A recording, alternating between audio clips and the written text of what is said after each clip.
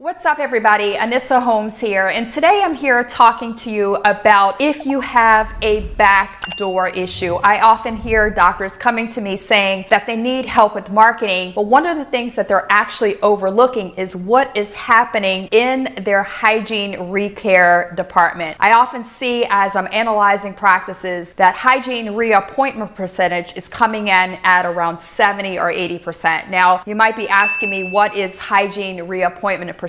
This is the percentage of patients every single week that's leaving without a future appointment. Now, the danger of having patients leave without a future appointment are a few things. Number one is that they are often going to forget when it's time for them to actually come in, which means that we're not actually helping them to remain healthy. The other issue that happens when we are not having patients leave with a future appointment is that now we're creating more work for our team to have to pull lists and try to get in touch with people, which, as we know, is very difficult to do these days. The third problem, which is a huge issue, is that now only 70% of our patient base are actually coming back. This leaves this gap where we feel like we are on this hamster wheel to keep getting new patients. And so the question is, Anissa, how do we fix this? Well, I will tell you, for me, inside of my own practice, as well as the practices that I coach and mentor, I want that number, that hygiene reappointment percentage, to be about 98-99%. Now, the question is that possible? The answer is absolutely yes. Now, the way that we make that happen is, number one, we have to understand why patients are actually not scheduling their next visit. And the reason for this is that oftentimes they don't want to disappoint our schedule. They don't know where they're going to be 6 months from now, and so they say that, you know what, we're going to call you back. And the real issue here is not just that patients say that they want to call us back, but that your team does not yet have the training to know what to say when patients say, I'll just call you back. What we want to do instead is we want to focus on ensuring that our team has the verbal skills and we have the system in place. What does that look like? Number one, letting our patients know we're going to go ahead and make your next appointment, and for any reason, if you can't make that appointment, we are going to have an opportunity to move the appointment. The other thing that we want to make sure that we have in place is a system so that once we're making those next appointments, we can go into our appointment book, we can change the status of that appointment immediately to a pre-booked appointment. And so now, 6 months from now, every Monday, you have a team member that can look at those pre-booked appointments. Once you have this system in place, now what happens is that everybody is watching it. You're putting it on your weekly scorecard that is reviewed in your weekly meeting. Now you can see if that percentage is going up or lower. If it goes up, great. If that percentage goes down, you can ask the question, what happened last week? Now you have accountability for your front desk team, for your hygiene team, to ensure that that number is not going down. If you're not looking at hygiene reappointment percentage in your practice and analyzing it every single week, you're leaving hundreds of thousands of dollars on the table for your practice, focusing on marketing, which is probably not what you need to be focusing on in this particular case, and you're losing an opportunity to help a lot of patients to stay healthy and stay on track. I'm Dr. Anissa Holmes. I'd love to hear in the comments below your takeaways, and I'll see you next time.